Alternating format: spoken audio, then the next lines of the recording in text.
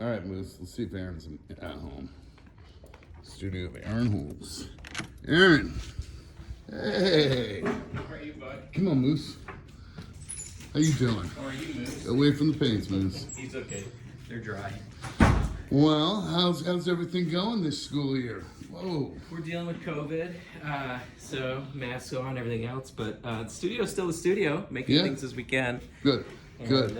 I'm just in the process of really just trying to pick out a palette for this painting. So where are we at on this one? I mean, this would be stage one or stage about 3 or 4. Three There's or actually four? several different layers under there, and so I actually mix them where.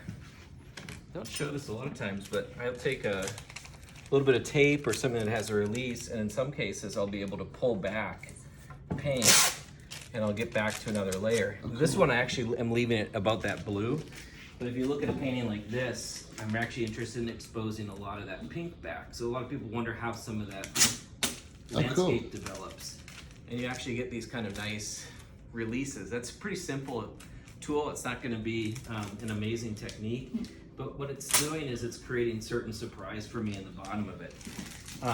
And then the pink that's underneath that is starting to dictate for me some of the color palette here.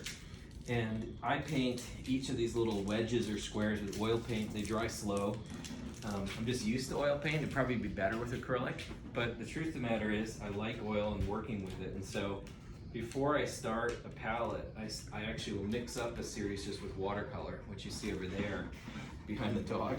Yes, yes, yes. And then if I feel like I've got a situation where I've got, say, the right mix of colors, and I'm looking at, in this case, these kind of oranges, which, and actually I think these oranges are overpowering this a little bit, then I'm going to eliminate them, and I'm going to set up a second set of colors. So a lot of my painting actually happens on the ground until I get to the point where I'm refining it. This one's just up to be out of the way, but the process would be pretty similar. And at this point, if you move over, dog, at this point, it's going to be little things, but I might actually start out in a pretty random way and just see how it falls and see if I get a good color combination. Let a lot of this fall off.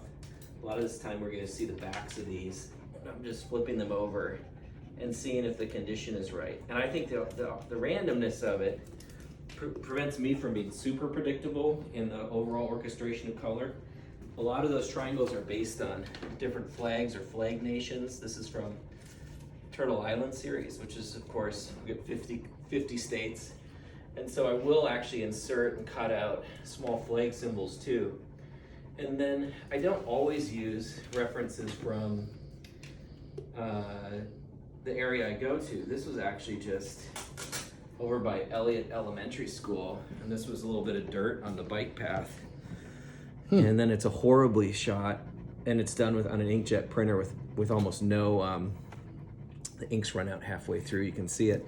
But it has the right atmosphere. This instead of being asphalt, feels like sky. This feels like North Dakota. This feels like part of the Missouri River. So this one starts to come into play there.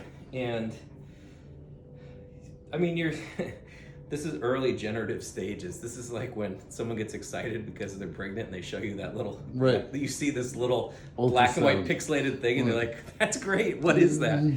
But go to the gallery and take a look at some of the work that's on the wall, and you can see what happens when it moves from here over a period of weeks of really just scoring, scribing, taking these textures and then building up color by color by color.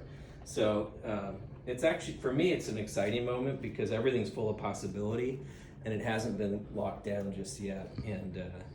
And so this is the exciting part. Beautiful. Thank you so much, Aaron. Yeah, good to see you. Good to see you. Good to see you, Moose. Be sure to stop by Kiechel Fine Art to see Aaron Holz's paintings in person.